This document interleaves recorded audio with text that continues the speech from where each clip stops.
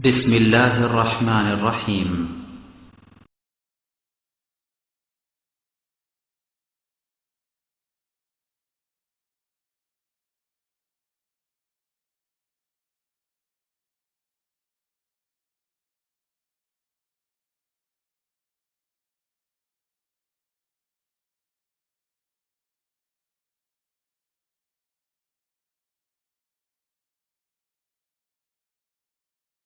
إن الحمد لله نحمده ونستعينه من يهده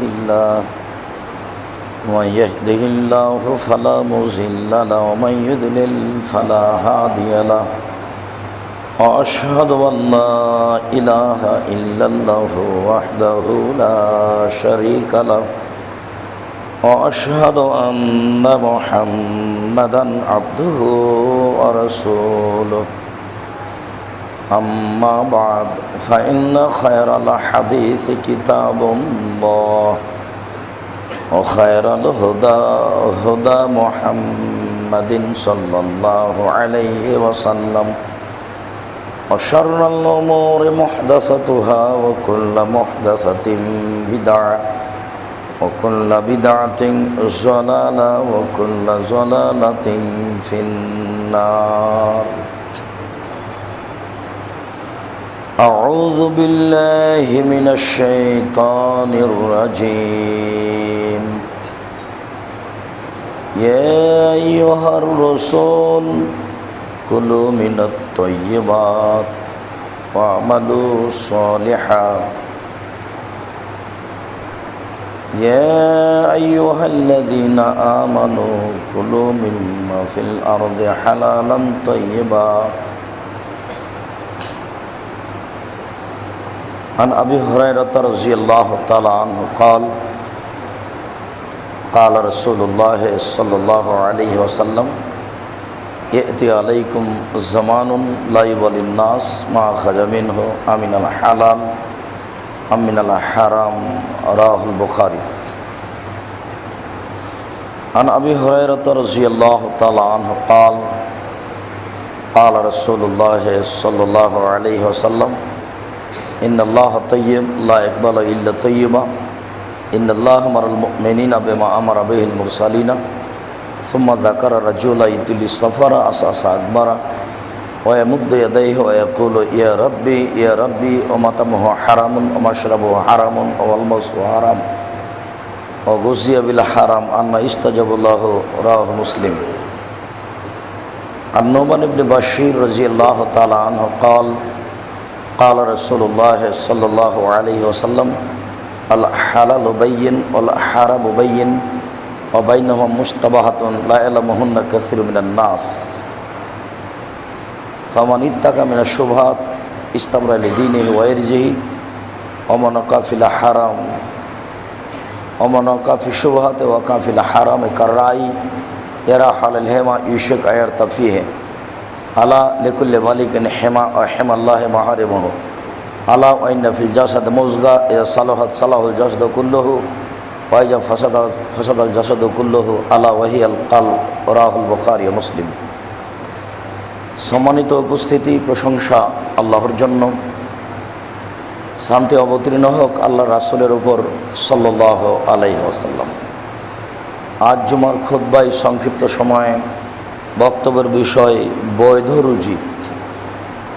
হালাল রুজি সম্পর্কে গুরুত্বপূর্ণ সংক্ষিপ্ত তথ্যবহল বিবরণের চেষ্টা করব ইনশাআল্লাহুল আজিজ। সম্মানিত মসজিদের মুসল্লি, হালাল রুজি মানুষের জীবনে একটি জরুরি অতীব গুরুত্বপূর্ণ কাজ। হালাল রুজি মানুষের জীবনে কত গুরুত্বপূর্ণ কাজ তা স্পষ্ট বোঝানোর জন্য বিচারের দিন ছাড়া সম্ভব নয়। যেদিন বিচারের দিন হবে, ভালো মন্দ মানুষ আটকা পড়বে, ধরা পড়বে, বুঝতে পারবে। সেদিন মানুষ বুঝতে পারবে আমার বৈধ রুজি উপার্জনের কত প্রয়োজন ছিল। আর যেদিন বুঝতে পারবে আনাল্লাহু যিকরা, বুঝে সেদিন কোনো লাভ হবে না। তবে মানুষ বিবেচনা করলে দুনিয়াতে বুঝতে পারবে এ কথাও চূড়ান্ত। অনেক অংশেই বোঝা যাবে না, অস্পষ্ট থাকবে, অস্পষ্ট বিষয়টি কেমন হবে এ কথাও রাসূল সাল্লাল্লাহু আলাইহি সাল্লাম উল্লেখ করেছেন। মানুষের জীবনে দুইটি গুরুত্বপূর্ণ ভয়াবহ বিপদ। তার একটি ভয়াবহ বিপদ হচ্ছে নারী, আর একটি ভয়াবহ বিপদ হচ্ছে উপার্জন। মানুষ নারীর কাছে সহজেই বিপদে পড়ে। নারী যেমন একবার হাসি দিলে তার ঈমান আমান হারিয়ে যায়, সহজেই তার সাথে অন্যায় জড়িয়ে পড়ে। ঠিক পয়সার কাছে তেমন মানুষ সহজেই হারিয়ে যায়। পয়সা দেখলে, চাকরিতে বড় টাকা দেখলে, ব্যবসায় অনেক ইনকাম দেখলে সে তখন আর বিবেচনা করতে পারে না এটা বৈধ না অবৈধ। আরও একটা বড় বিষয় থাকে, এত বড় চাকরি ছেড়ে দিয়ে জীবনে কি করব। সে যদি একার ব্যাপার হতো তাহলে সহজ ছিল। সে ভাবে আমার উপরে, আমার উপার্জনের উপরে নির্ভর করে আমার স্ত্রী, আমার ছেলে মেয়ে, আরও বাড়ির অনেক প্রয়োজন। কারেন্ট বিল আছে, গ্যাস বিল আছে, আপনার পানি বিল আছে, বাড়ির ট্যাক্স বিল আছে, বিলই আছে 5-6টা। এইভাবে যদি চাকরি ছেড়ে দিই, এই ব্যবসা ছেড়ে দিই, কেমনে আমার উপার্জন হবে, কিভাবে সংসার চলবে? মানুষ এই দুটা জিনিসের ভিতরে, এই দুটা জিনিসের মাধ্যমে বেশি বিপদে পড়ে। মানুষের সামনে টিকে থাকতে পারে না। ঈমান পরীক্ষা হয় এখানে। আমার বুঝে প্রায় মানুষই ঈমানের পরিচয় দিতে পারে না এখানে। বিশেষভাবে অর্থের কাছে মানুষ ঈমানের পরিচয় দিতে পারে না। ঈমান দিয়ে রুজি উপার্জন করা পৃথিবীতে একটা অতীব জটিল ও কঠিন কাজ, যার উপরে মানুষ বেঁচে আছে বলে, বেঁচে থাকবে বলে মনে করে। দিন যত যাবে বৈধ উপার্জনের পথ তত কঠিন হবে। দিন যত যাবে বৈধ উপার্জনের পথ তত কঠিন হবে। রাসূল সাল্লাল্লাহু আলাইহি ওয়াসাল্লাম বলেছেন, দিনের উপরে টিকে থাকা ওই রকমই কঠিন হবে আগুনের উপরে দাঁড়িয়ে থাকা যেমন কঠিন। আগুনের উপরে কি দাঁড়িয়ে থাকা যায়? এটি কি সহজ? আমরা তো অর্থের ব্যাপারে অল্পতেই কাত হয়ে যাই। কোথাও যদি একটা কাজের জন্য সুদ ঘুষ লাগে তো সহজেই তা দিতে প্রস্তুত হয়ে যায়। তো আমরা আমাদের জীবনকে ঈমান দিয়ে পরীক্ষা করে চালাতে পারি না। আর সবচেয়ে ঈমান মার খায় উপার্জনের কাছে এসে। সম্মানিত উপস্থিতি, এ ব্যাপারে আল্লাহ তাআলা বলেন, ইয়া আইয়ুহার রাসূল কুলু মিনাত তাইয়্যিবাত ওয়া আমালুস সালিহা। হে পৃথিবীর নবী রাসূলগণ, আপনারা বৈধ রুজি ভক্ষণ করেন আর সৎ আমল করেন। হে পৃথিবীর নবী রাসূলগণ, আপনারা বৈধ উপার্জন করুন এবং সৎ আমল করুন। এটা আল্লাহ তাআলার নবীগণকে জোরালো আদেশ। নবীগণ পাওয়ারফুল মানুষ পৃথিবীতে। এই পাওয়ারের অর্থ এই নয় যে তারা এইসব পীর মাশায়েখের মতো করে জনগণের পয়সা অবৈধভাবে ভোগ করবে। নবী রাসূলগণকে আল্লাহ তাআলা বৈধ রুজি উপার্জনের জন্য কঠোর আদেশ করেছেন। পরের বাক্যে বলেছেন, সৎ আমল করুন। এটাও জটিল। নবীগণের উপর দিয়ে আমল নির্ভর করে। তারা যেটা করবেন সেটাই মানুষের জীবনে আমল। এরপরেও তাদেরকে কঠোর আদেশ করছেন যে আপনারা সৎ আমল করুন। আমল তো অনেক। মাগরিবের পরে 2 রাকাত সালাত আদায় করব সুন্নাত, এটাও আমল। মাগরিবের পরে 6 রাকাত সালাতুল আওয়াবিন নামাজ পড়ব, এটাও আমল। তো দুইটার মধ্যে সৎ আমল হলো কোনটা? মাগরিবের পরে 2 রাকাত সুন্নাত পড়ব, এটা একটা আমল। মাগরিবের পরে 6 রাকাত সুন্নাত পড়ব, এটা একটা আমল। তো সৎ আমল হলো কোনটা? আমল তো দুটেই। দুটাতে তাসবিহ তাহলিল জিকির আজকার সূরা ফাতিহা ইখলাস সব কিছু আছে। যখন 2 রাকাত সুন্নাত পড়লাম তখন হলো সৎ আমল, আর যখন 6 রাকাত পড়লাম তখন হলো অসৎ আমল। এই দিয়ে আবার পাল্টা আল্লাহ রাসূলকে অপমান করা হলো। আগেরটা দিয়ে আল্লাহ রাসূলকে সম্মান করা হলো, আর পরেরটা দিয়ে আল্লাহ রাসূলকে অপমান করা হলো। পরেরটা ইবাদত হিসাবে মানুষের জীবনে বিপদ ডেকে আনবে। ফকির একটা চাচ্ছিল, গোলাপ শাহের মাজারের পাশে দাঁড়িয়ে আছি, একটা ফকির ভিক্ষে চাইলো, 5টা টাকা দিয়ে দিলাম। আবার 5টা টাকা মাজারও দিলাম। দুটাই আমল, সৎ আমল কোনটা? এটাও দান, ওটাও দান। অবশ্যই আমল সৎ আছে, আমল অসৎ আছে। নবীগণকে আল্লাহ তাআলা সৎ আমলের জন্য বলছেন। আজান শেষে, যেটা আমার স্মরণে নেই আমি মালিটোলা মসজিদে আজানের উপরে খুতবা দিয়েছি কিনা, সেই দিন বলছিলাম আজানের উপরে আলোচনা করতে গিয়ে যে আজান শেষ হলে আল্লাহর নবী বললেন যে তোমরা বলো আল্লাহুম্মা রাব্বা হাযিহি দাওয়াতি তাম্মা ওয়াস সালাতিল কায়েমা আতি মুহাম্মাদাল ওয়াসিলা ওয়াল ফাজিলা ওয়া বাসুহু মাকামা মাহমুদাল্লাযী ওয়া'আদা। এটা হলো আমল। আবার বললাম ওয়াদ দারাজাতার রাফিয়া ওয়াল মানজিলাতার রাফিয়া ইন্নাকা লা তুখলিফুল মিয়াদ, এটাও আমল। তো কোনটা সৎ আমল আর কোনটা অসৎ আমল? আগে যেটা বললাম সেটা হলো সৎ আমল, আর পরে যেটা বললাম সেটা হলো অসৎ আমল। আল্লাহ তাআলা নবীগণকে সৎ আমল করার জন্য জোরালো আদেশ করেছেন। নবীগণ যদি সৎ আমলের জন্য জোরালো আদেশ প্রাপ্ত হন, তাহলে সাধারণ মানুষ নবীগণকে উপেক্ষা করে আমল করে বাঁচবে এ আশা করা যায় না। আল্লাহ তাআলা সাধারণ মুমিনগণকে বলেন ইয়া আইয়ুহাল্লাযীনা আমানু কুলু মিম্মা ফিল আরদি হালালান তাইয়্যিবা।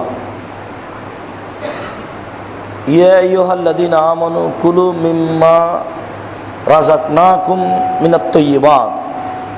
হে মুমিন পুরুষ নারী, তোমরা আমি তোমাদেরকে যে বৈধ রুজি দিয়েছি সেখান থেকে ভক্ষণ করো।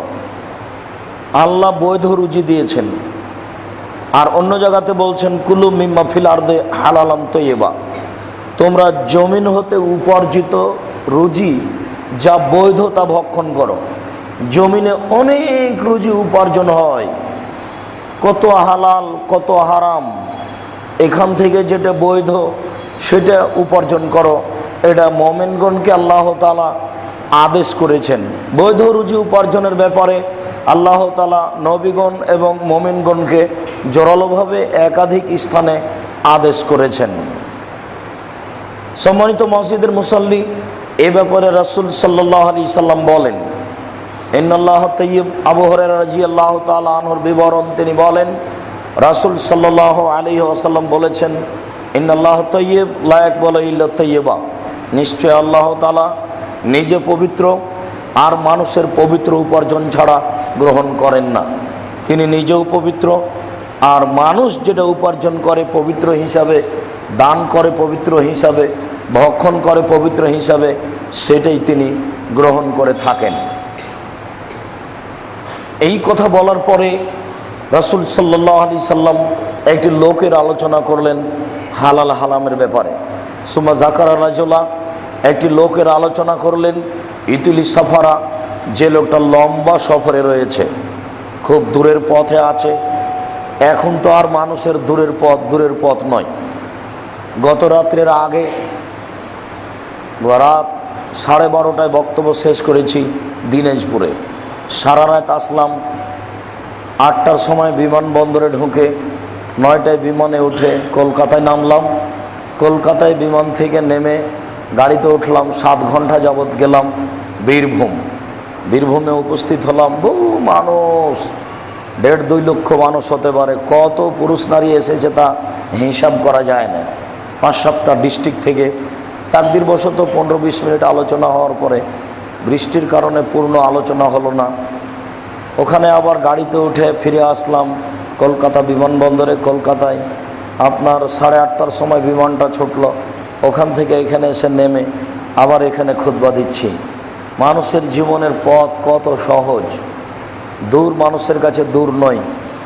রাসূল সাল্লাল্লাহু আলাইহি সাল্লাম বলেন, একটা মানুষ লম্বা সফরে আছে, বাড়ি থেকে বহু দূরে চলে গেছে, এরপরে আস্তে আস্তে আকবারা, তার মাথার চুলগুলি এলোমেলো হয়ে গেছে, ঠিক মতো ওযু করতে পারেনি, ঠিক মতো গোসল করতে পারেনি। যখনই ঠিক মতো গোসল করতে পারে না, তখনই মাথার চুল এলোমেলো হয়। এরপরেও লোকটা বিপদে পড়েছে, ওয়ামুদ্দু ইয়াদাইহি, বিপদে পড়ে হাত তুলে আল্লাহর দরবারে প্রার্থনা করছে। বিপদে পড়ে আল্লাহর দরবারে হাত তুলে প্রার্থনা করতে হয়। যদি বিপদ সফরে হয় তাহলে এটা আরো জটিল এবং আল্লাহর কাছে আরো গ্রহণীয়। মানুষ যত বিনয়ী হয়ে আল্লাহর কাছে চাইতে পারেন, আল্লাহ তত বেশি খুশি হন। আসলে বিনয়ী হলেই আল্লাহকে ভালো লাগে। আমি তোমাকে শুক্রকীট, অপবিত্র কিছু একটা তুচ্ছ ঘৃণিত জিনিস থেকে সৃষ্টি করেছি, তুমি আবার অহংকার করো কেন? তুমি আর তোমার গৌরবের কি আছে? তোমাকে তো আমি তুচ্ছ কিছু থেকে সৃষ্টি করেছি, তোমার এত হিসাব নিকাশের কি? তোমার এত হিসাব নিকাশের কি? আমি তোমাকে দেখার জন্য সৃষ্টি করেছি, তুমি উল্টা বুঝো কেন? তো যখনই খুব বিনয়ের সাথে কথা বলে, তখন আল্লাহ তার কথার কাছাকাছি হয়ে যান। আর মানুষ যত বিপদে বেশি পড়ে, তত মানুষ বেশি বিনয়ী হয়। আর যখন একবারে মানুষ বিপদমুক্ত হয়ে যায়, তখন তার কাছে বিনয়ীও থাকে না। তো রাসূল সাল্লাল্লাহু আলাইহি ওয়াসাল্লাম বলছেন, যে লোকটা বিপদে পড়েছে সফরে, বাইরে, মানুষ বাড়িতেও বিপদে পড়তে পারে, বাড়িতে বিপদে পড়লেও হাত তুলে দোয়া করবে। মানুষের জীবনে একটা গুরুত্বপূর্ণ কাজ হচ্ছে হাত তুলে দোয়া করা। মানুষের জীবনে হাত তুলে দোয়া করা যে কত গুরুত্বপূর্ণ কাজ, তা আপনাকে আমি কি দিয়ে বুঝাই। মানুষ বিনয়ের সাথে কান্নাকাটি করে হাত তুলে দোয়া করলে আল্লাহ তার খালি হাত ফিরিয়ে দেন না, এ কথাই ঠিক। তিনি তার খালি হাতটা ফিরিয়ে দিতে লজ্জা পান। নবীগণের নীতি বিপদে হাত তুলে দোয়া করা। ইব্রাহিম আলাইহিস সালাম তার স্ত্রী দুধের বাচ্চাকে ছেড়ে যেতে হবে, এটা তার নিজের ইচ্ছে ছিল না। তার স্ত্রীকে তিনি ভালোবাসতেন না এ কথা নয়, তিনি তার দুধের বাচ্চাকে ভালোবাসতেন না এ কথা নয়। 90 বছরের মানুষ, একটা সন্তান, এই সন্তানকে, দুধের বাচ্চাকে বনবাসে মানুষজন নেই, সেখানে ছেড়ে যাবেন? এটা হতে পারে? স্ত্রী নিরুপায় হয়ে বলছেন, তাতরুকুনা ফিহা জালাদি লাইসা ফিহি সালাহ, আপনি আমাকে এমন একটা উপত্যকায় ছেড়ে যাচ্ছেন যেখানে মানুষজন তো নেই, ঘাস পাতাও নেই। এই কথা তার স্ত্রী বলছেন।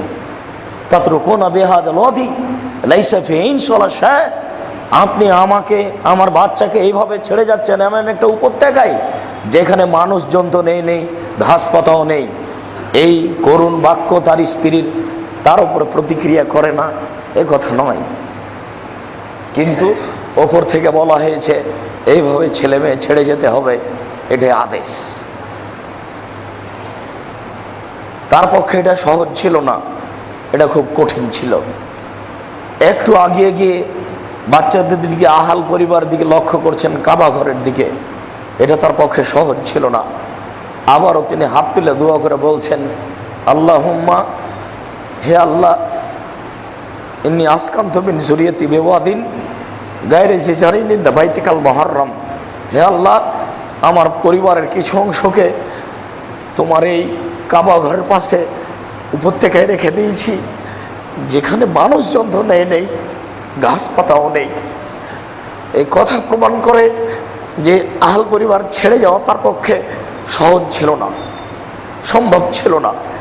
এটা তিনি চাননি, কিন্তু উপর থেকে আদেশ এসেছে এইভাবে আহাল পরিবারকে ছেড়ে যেতে হবে, এটাই আদেশ। তার মেনে নেওয়া ছাড়া কোনো পথ ছিল না। এই জন্য তিনি দীর্ঘ সময় ধরে আহাল পরিবারের জন্য হাত তুলে দোয়া করছেন। মানুষের জীবনে একটি গুরুত্বপূর্ণ কাজ হচ্ছে হাত তুলে দোয়া করা। মানুষের জীবনে একটি গুরুত্বপূর্ণ কাজ হচ্ছে হাত তুলে দোয়া করা। মানুষ যেন কখনো হাত তুলে দোয়া করা বিষয়টি ভুলে না যায়। প্রত্যেকটা মানুষের জীবনে বিপদ আছে, সমস্যা আছে। অসুবিধা আছে। এগুলোই হচ্ছে মানুষের জীবনে আল্লাহকে বিনয়ের সাথে কিছু বলার মাধ্যম। এই সময়ে যখন মানুষ বিনয়ের সাথে আল্লাহকে কিছু বলেন, তখন আল্লাহ ওটা সহজে গ্রহণ করেন। দুই হাত তুলে ইব্রাহিম আলাইহিস সালাম তার পরিবারের জন্য কত যে বিনয়ের সাথে বলেছেন তার কোনো হিসাব নেই। আল্লাহ, আমার পরিবারের কিছু অংশকে রেখে দিলাম তোমার কাবা ঘরের পাশে, যেখানে মানুষজন তো নেই, ঘাস পাতাও নেই। একটু আগে স্ত্রী যে ভাষা বলেছেন, স্বামীও সে ভাষাই বলেছেন। স্বামী স্ত্রী একই বলেছেন। একজন আর একজনকে ছেড়ে রাখবেন, ছেড়ে থাকবেন, এইটা তাদের আন্তরিক দাবি, আন্তরিক চাহিদা ছিল না। বিপদে পড়েই তিনি তারাহাল পরিবারের জন্য হাত তুলে দোয়া করেছেন। অত্র বিবরণে রাসূল সাল্লাল্লাহু আলাইহি সাল্লাম বলেন, কোনো মানুষ যদি বিপদে পড়ে হাত তুলে দোয়া করে, এই লোকটি বিপদে পড়ে হাত তুলে দোয়া করলো, দুঃখিত। আল্লাহ রাসূল বলছেন, হাত তুলে দোয়া করছে আল্লাহর দরবারে, কিন্তু মাতাহু হারামুন, তার খাদ্য আছে হারাম, মাশরাবহু হারামুন, তার পানি আছে হারাম, মালবাসুহু হারামুন, তার পোশাক আছে হারাম, অঘুজিয়া বিল হারামে, তার জীবিকা নির্বাহ হারাম, আন্না ইস্তাজাবা লাহু, তার দোয়া কি করে কবুল হতে পারে? তার দোয়া কবুল হবে না। বিপদে পড়ে হাত তুলে দোয়া করছে, এরপরেও হবে না। বলেন, আমার আর আপনার সুবিধার দিনে স্বাভাবিকভাবে দোয়া করার ফল কি হতে পারে? কেননা আমি আর আপনি রুজির ব্যাপারে কতটুকু সচেতন। আবার বুঝিয়ে বলি, লোকটা বিপদে পড়েছে, লোকটা সফরে আছে, মাথার চুলগুলি এলোমেলো, অয়ামুদ্দে এদাই হে, আল্লাহর দরবারে হাত বেশি করে উঠিয়ে প্রার্থনা করছে। সে বলছে, ফায়াকুল রব্বি, হে আমার প্রতিপালক, আমি বিপদগ্রস্ত, তুমি আমাকে রক্ষা করো, উদ্ধার করো, তুমি আমাকে বাঁচাও। তখন তার খাদ্য হারাম, তার পানি হারাম, তার পোশাক হারাম, তার জীবিকা নির্বাহ হারাম, আন্না ইস্তাজাবা লাহু, তার দোয়া কি করে কবুল হতে পারে? তার দোয়া কবুল হবে না। স্পষ্ট খোলাখুলি রাসূল সাল্লাল্লাহু আলাইহি সাল্লাম এই কথাই বললেন। সম্মানিত মসজিদের মুসাল্লি, আবু হুরায়রা রাদিয়াল্লাহু তাআলা আনহু বলেন, রাসূল সাল্লাল্লাহু আলাইহি ওয়াসাল্লাম বলেছেন, ইয়াতি আলাইকুম জামানুন লা ইয়াবালিন নাস মা খাজা মিনহু আমিনাল হালাল আমিনাল হারাম। অচিরেই মানুষের উপরে এমন একটা সময় চলে আসছে, যেই সময়ে মানুষ পয়সা উপার্জন করবে, কিন্তু বিবেচনা করবে না এই পয়সা বৈধ না অবৈধ। সেই সময়টাই এখন। আর পরিস্থিতি এত জটিল, উপার্জনের পথও এত জটিল যে বৈধ উপার্জনের সাথে কত সমস্যা লেগে আছে। আপনি একটা বেশি ব্যবসা বড় একটা ব্যবসা করবেন, সেই ব্যবসার সাথে কত ব্যাংকিং ব্যবস্থা, কত সুদ ঘুষের ব্যবস্থা। কাস্টম অফিস থেকে চিটাগাঙে মাল নামাবেন, নামানোর সময়তে আপনার ওই টাকা না দিলে ওই মাল করবেন না, নামাবে না, মাল সরবরাহ দিবে না। মানে পদে পদে টাকা, পদে পদে অবৈধ পদ।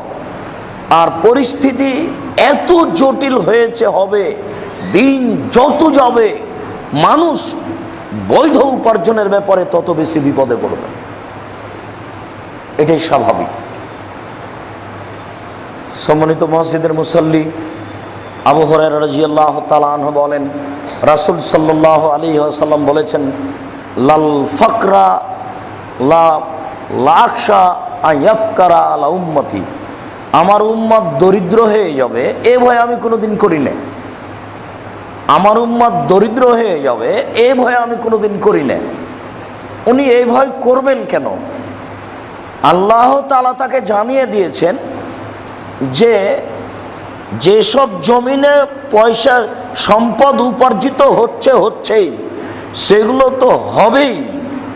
মরুভূমিতে এমন সম্পদ উপার্জন হবে যে রাসূল সাল্লাল্লাহু আলাইহি ওয়াসাল্লাম বলছেন যে সেগুলো সবুজতায় আর ফসলে একেবারে ভরপুর করে দেওয়া হবে। কয়েক কোটি বছরের মধ্যে সৌদি আরবের মাটিতে, দুবাইয়ের মাটিতে ঘাস পাতাও জন্মেনি।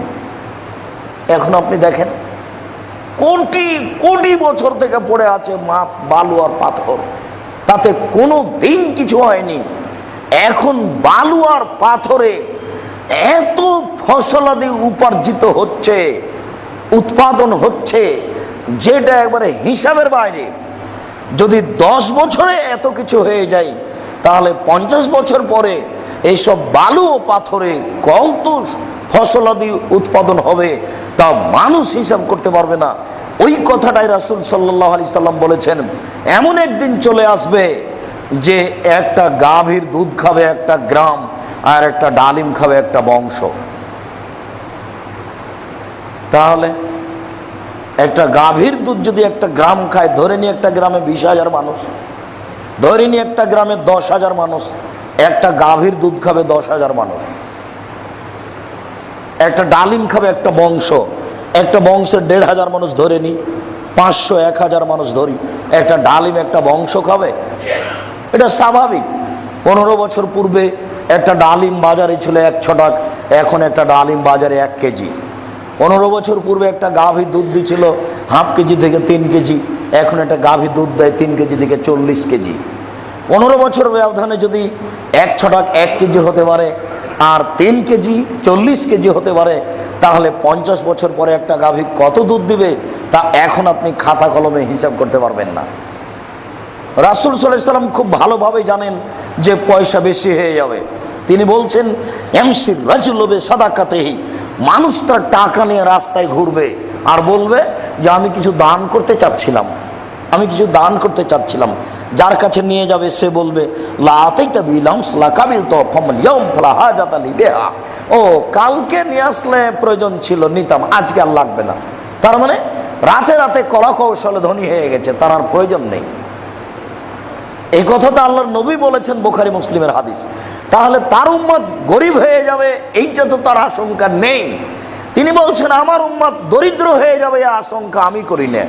আমি করি এই যে বসাতাত আলাইকুমুদ দুনিয়া কামা বসাতাত মান কানা ক্বাবলাকুম, তোমাদের সামনে পৃথিবীকে এইভাবে তুলে ধরা হবে, তোমরা পৃথিবীর দিকে তাকালে দেখতে পাবা লক্ষ লক্ষ উপার্জনের পথ, শুধু প্রযুক্তি আর প্রযুক্তি, কত টাকার পথ। বাড়িতে বসে বসে মেশিন টিপলে হাজার হাজার টাকা ইনকাম হয়, দেখতে পাচ্ছে এত টাকা ইনকাম হলো, টিপতে টিপতে আবার দেখছে যে কিছুটা লস হলো। আশ্চর্য পয়সা, আশ্চর্য পয়সা। আল্লাহ রাসূল বলছেন এই বাক্যটার সারমর্ম আপনি কি বুঝবেন আর আমি কি বুঝবো, যে বসে তা আলাইকুমুদ দুনিয়া, তোমাদের সামনে পৃথিবীর প্রযুক্তি তুলে ধরা হবে, টাকা তুলে ধরা হবে, দেখতে পাবা শুধু টাকার টাকা। তানা ফাসোনা কামা তানা ফাসোনা মান কানা ক্বাবলাকুম, তোমরাও নেমে যাবার টাকা উপার্জনের পথে প্রতিযোগিতায়, যেমন ভাবে পূর্বের মানুষেরা নেমেছিল। পূর্বের মানুষেরা এভাবে পয়সা উপার্জনের পিছনে প্রতিযোগিতায় নেমেছিল, তোমরাও নেমে যাওয়া। আজকে দেখেন না, মানুষ এইভাবেই টাকা উপার্জনের প্রতিযোগিতায় নেমে গেছে, কে কত পয়সা উপার্জন করতে পারে। বড় বড় ধনী কিন্তু বাংলাদেশেও আছে, প্রতি মাসে 2 বার করে হজ করতে যেতে পারবে, কোনো সমস্যা নেই। শুধু খালি এক দারুল উলুম দেওবন্দ চলছে, দিল্লির মানুষের টাকা দিয়ে কথা নয়। মানুষ, ঢাকার মানুষ যদি প্রতিষ্ঠান চালায়, এরকম এক একটা মানুষ 2টা করে প্রতিষ্ঠান চালাতে পারবে।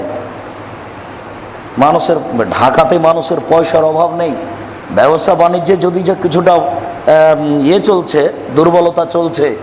জনক ব্যক্তি বলছে, আব্দুল রাজ্জাক সাহেব কি করি, কারখানা যদি চালু রাখি তাহলে প্রতি মাসে লস আসবে 35 লক্ষ, আর যদি বন্ধ রাখি তাহলে প্রতি মাসে লস আসবে 25 লক্ষ। বন্ধ রাখলে 25 লক্ষ লস আসবে, আর চালু থাকলে 35 লক্ষ লস আসবে। তাহলে কোনটা হলো কথা? তাহলে বন্ধ রাখাই বেশি ভালো। বন্ধ রাখলে কলকারখানা, মেশিন, সব মানুষজন সব এলোমেলো হয়ে গেল। হঠাৎ করে 6 মাস পরে তাকে, 2 বছর পরে তাকে চালু করা কঠিন। মানুষ যারা বড় বড় ব্যবসায়ী তারা বিপদে আছে। এইটা হয় সরকারের পক্ষ থেকে। যখন কোনো সরকারের উপরে, কোনো জনগণের উপরে আল্লাহ অসন্তুষ্ট হয়ে যান, তখন তাদের উপরে বালা বিপদ, আর্থিক সমস্যা চাপিয়ে দেন। বহিরাগত লোক এসে তখন সে পয়সাগুলি দখল করে নেয়, আর বিপদগ্রস্ত হয়ে যায় তখন সে দেশের লোকেরা এ কথা রাসূল সাল্লাল্লাহু আলাইহি ওয়াসাল্লাম বলেছেন। এ বিষয়ে তিনি সতর্ক করেছেন। আমরা যেটা বলছিলাম যে মানুষের সামনে তুলে ধরা হবে উপার্জনের পথ, তখন মানুষ প্রতিযোগিতায় নেমে যাবে উপার্জনে। এই পৃথিবী তাকে ধ্বংস করে দিবে, এইটা আমার ভয়। এই উপার্জনই তাকে ধ্বংস করে দিবে, এইটা আমার ভয়। এই পৃথিবী তাকে ধ্বংস করে দিবে, এটা আমার ভয়। আপনাকে এক সময় বলছিলাম যে আল্লাহ রাসূল বলেছেন ফাত্তাকুদ দুনিয়া ওয়াত্তাকুন নিসা, তোমরা মহিলা থেকে বেঁচে থাকো, নারী থেকে বেঁচে থাকো। তখন দুনিয়ার বিষয়ে বলেছিলাম নারী না হয় বিপজ্জনক বস্তু, বিপদে ফেলে দিবে, বিপদে পড়ব। তো দুনিয়া বিপজ্জনক বস্তু হলো কি করে? তখন আপনাকে এই দুনিয়াটা দেখিয়েছিলাম যে মানুষের ছবি সহ কর্ম ধরে রাখছে দুনিয়া। পৃথিবীর বিচারের মাঠে এই পৃথিবী আপনার ছবি সহ কর্ম পেশ করবে, top top top top top top করে পৃথিবী কথা বলবে। মোবাইলের মুখ নাই তবুও কথা বলে, ঠিক পৃথিবীর মুখ নাই তবুও কথা বলবে। পৃথিবী যে কত বড় আশ্চর্য ধরনের অত্যাধুনিক যন্ত্র তা মানুষ জানে না। পৃথিবী যে কত বড় আশ্চর্য ধরনের অত্যাধুনিক যন্ত্র তা মানুষ জানে না। পৃথিবী যে কত বড় আশ্চর্য ধরনের অত্যাধুনিক বিপজ্জনক যন্ত্র তা মানুষ জানে না। আদম থেকে নিয়ে কিয়ামত পর্যন্ত যত পুরুষ নারী এই মাটির উপরে যেভাবে হেঁটেছে, যেভাবে কথা বলেছে, সব কর্মকে ছবি সহ ধরে রাখছে। বিচারের মাঠে সব বলে দিবে। একটা একবার আশ্চর্য ধরনের অত্যাধুনিক বিপজ্জনক যন্ত্র, যেই মেশিনের কোনো দিন ত্রুটি আসবে না। বিচারের দিন সিংহাই ফোক মারা ছাড়া এই জমিনের এই যন্ত্র ক্ষমতা নষ্ট হবে না। যেই দিন ইসরাফিল আলাইহিস সালাম ফোক মারবেন, সেই দিন যা যন্ত্রপাতি আছে সব নষ্ট হয়ে যাবে, সব ভেঙে চুরে নষ্ট হয়ে যাবে, কিছু থাকবে না। আবার একে নতুন ক্ষমতা আল্লাহ দিবেন, সেই ক্ষমতার ভিত্তিতে কথা বলবে। সম্মানিত মসজিদের মুসল্লি, আমরা বলছিলাম বিপজ্জনক বস্তু হচ্ছে পৃথিবী উপার্জন করা, যেটা মানুষের জন্য বড় বড় ভয়াবহ পরকাল। আল্লাহ আমাদেরকে সঠিক বুঝে উপার্জন করার তৌফিক দান করো।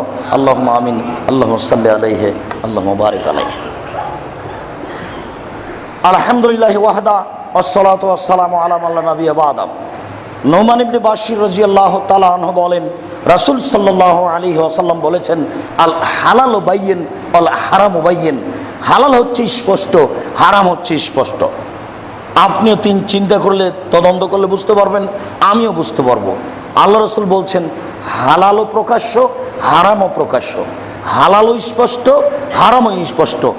বাইনাহুমা মুস্তাবিহাতুন, এই দুইটার মধ্যে একটা সন্দেহযুক্ত জিনিস আছে।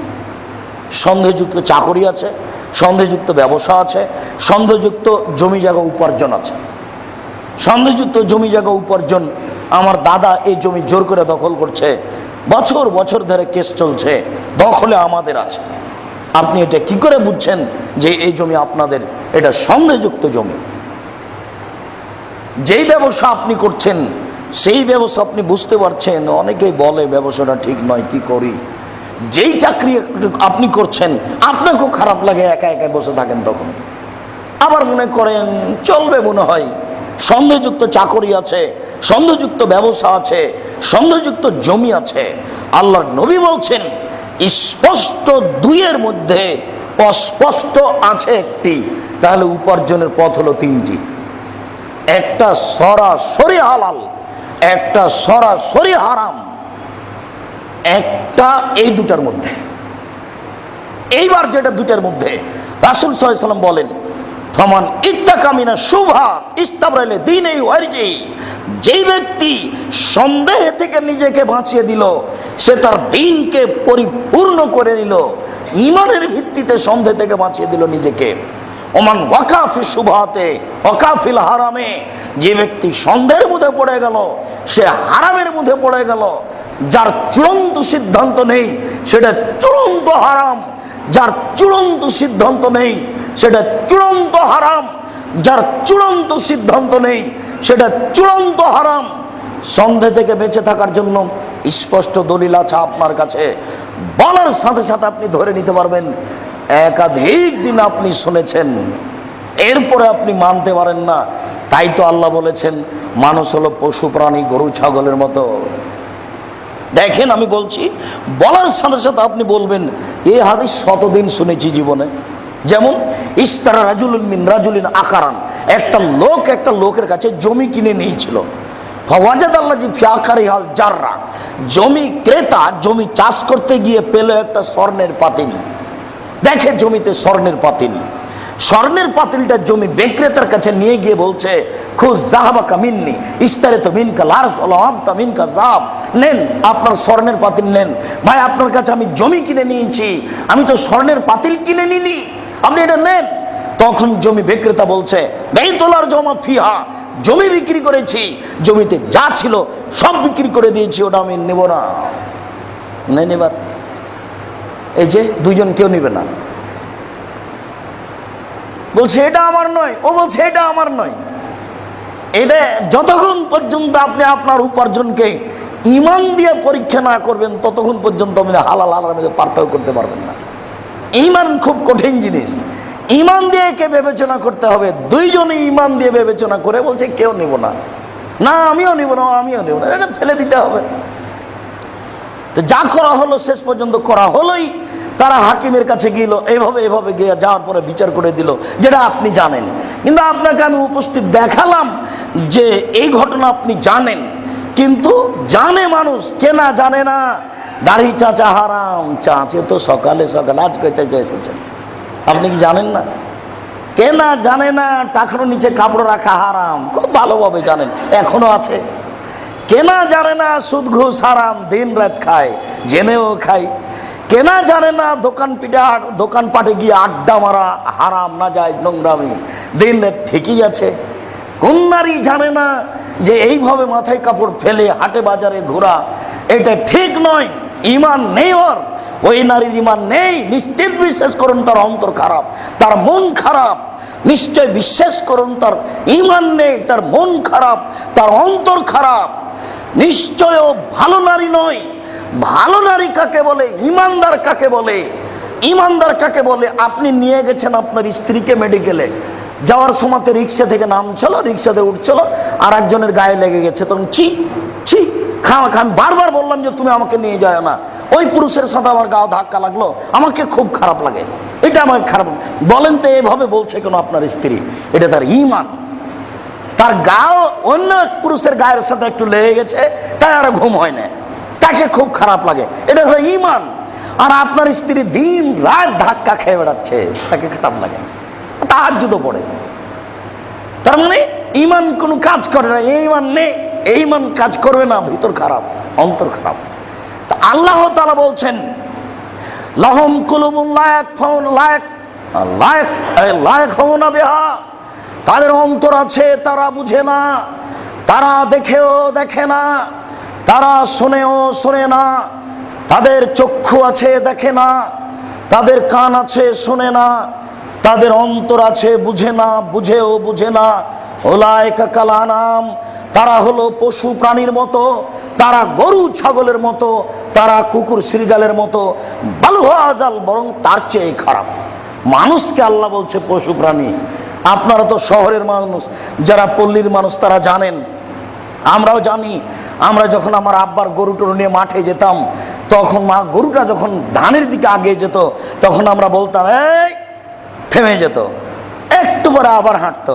তাহলে বুঝেও বুঝলো না, ও হলো পশু, ওকে তো নিষেধ করলাম, তবুও তো চলে গেল।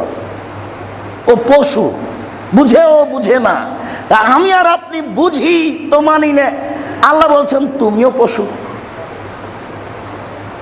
আল্লাহ বলছেন ওরা বুঝেও বুঝে না, ওদের অন্তর আছে বুঝে না, ওরা দেখেও দেখে না, ওদের চক্ষু আছে দেখে না, ওরা শোনেও শোনে না, ওদের কান আছে শোনে না।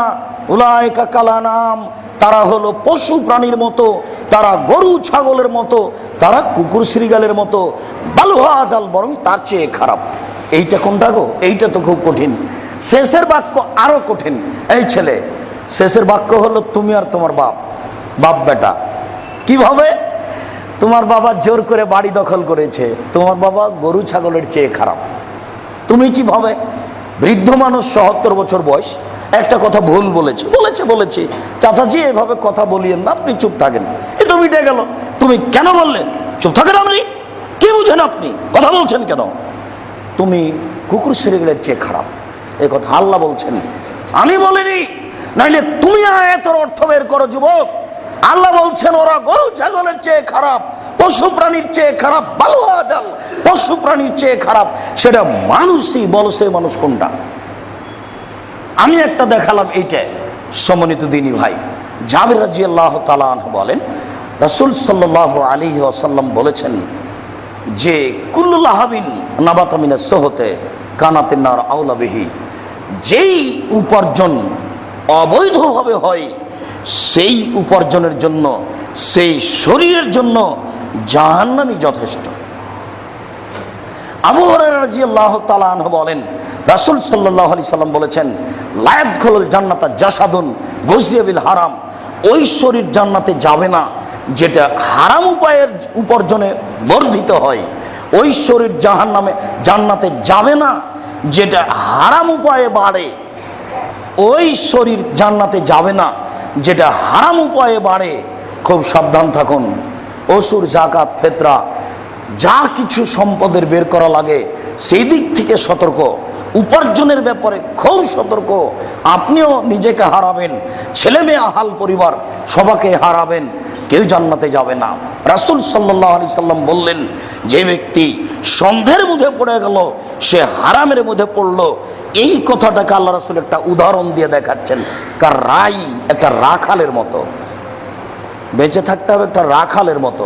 ইয়ারা হাওলাল হেমা, যে রাখালটি আইলে গরু চড়াচ্ছে, আইল বুঝেন কি না এখন? যে রাখালটি আইলে গরু চড়াচ্ছে, দেখেন শহরের মানুষ কোনোদিন জমি চাষ করতে যাননি, তবে ছোটকালে ছাগল চড়াতেন, তখন মনে হয় আইল টাইল দেখেছেন, কিন্তু জমি জায়গা চাষ করতেন না। কারাই একটা রাখালের মতো। ইয়ারা হাওলাল হেমা, যে রাখালটি আইলে গরু চড়াচ্ছে, ইউশেক সম্ভাবনা রয়েছে আয়ের তাফিহে ধানে মুখ দিতে পারে। যেহেতু আইলে গরু চড়ালে সম্ভাবনা আছে শস্য খেতে গরু ছাগল মুখ দিতে পারে, অতএব তুমি ওখানে গরু চড়ায়ও না, যায়ও না।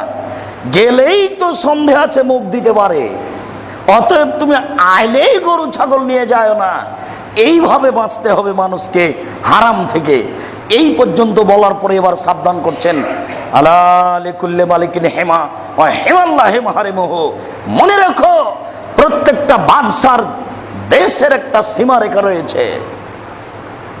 বাংলাদেশ শেষ হলে ভারত শুরু হয়, এটা সীমারেখা।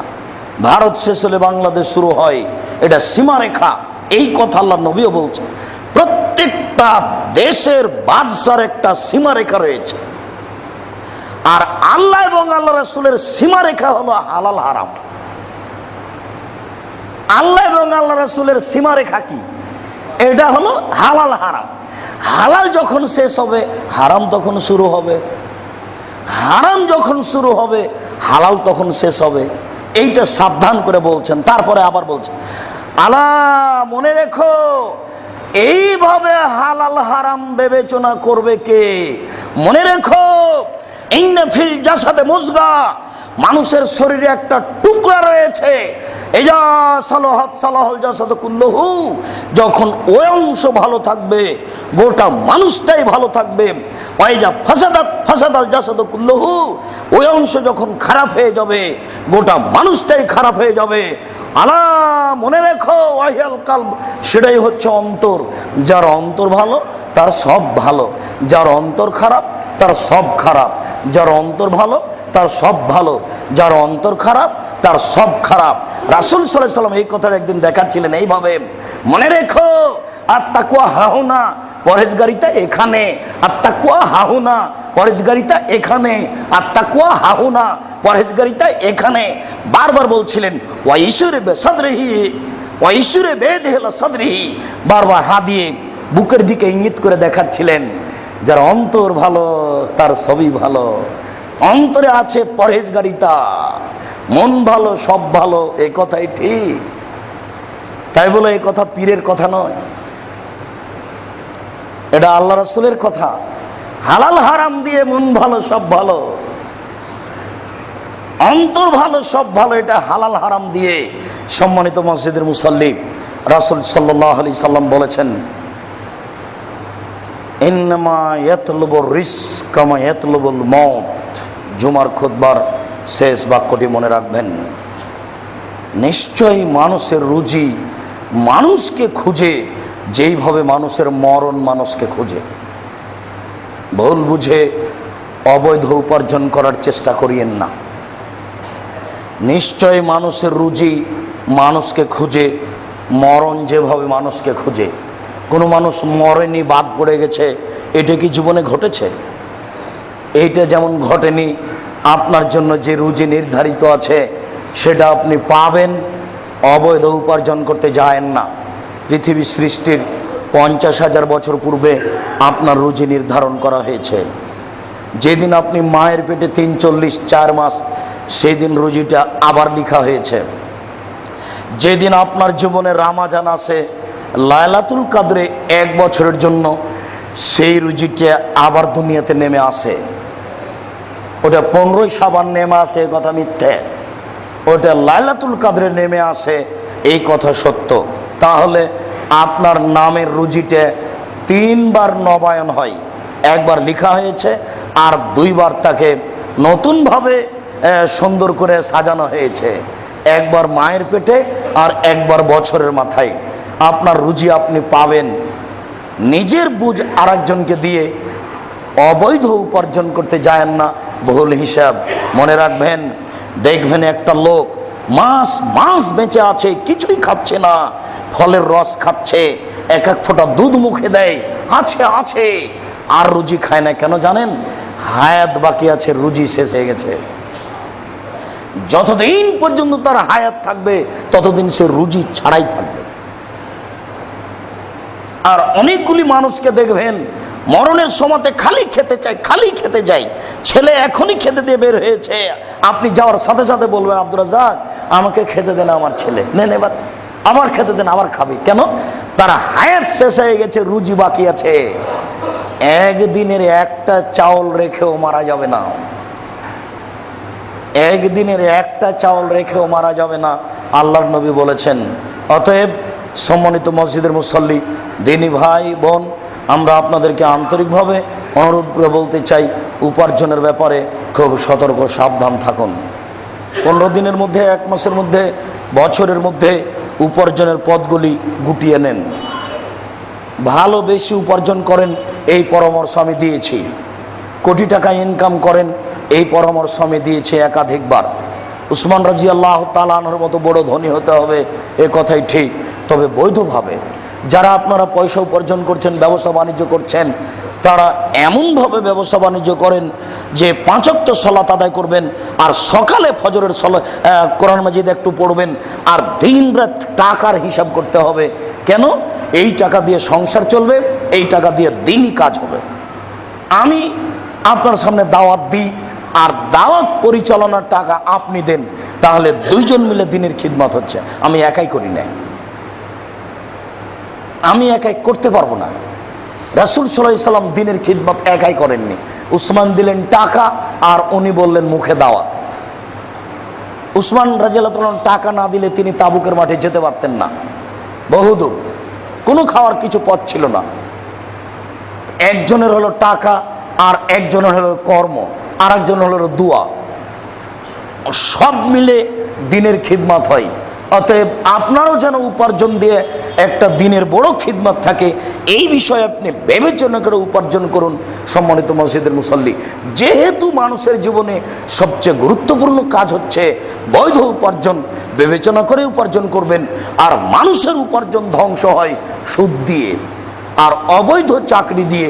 এই বিষয়গুলি সময় সাপেক্ষে আমরা বলবো। আমরা আজকের জুমায় এ পর্যন্ত বলছি। সম্মানিত মসজিদের মুসল্লি, হালাল হারাম বিবেচনা করে উপার্জন করুন, এটা মানুষের জীবনে সবচেয়ে গুরুত্বপূর্ণ কাজ। কেননা যদি হারাম থাকে তাহলে তার ইবাদত কবুল হবে না।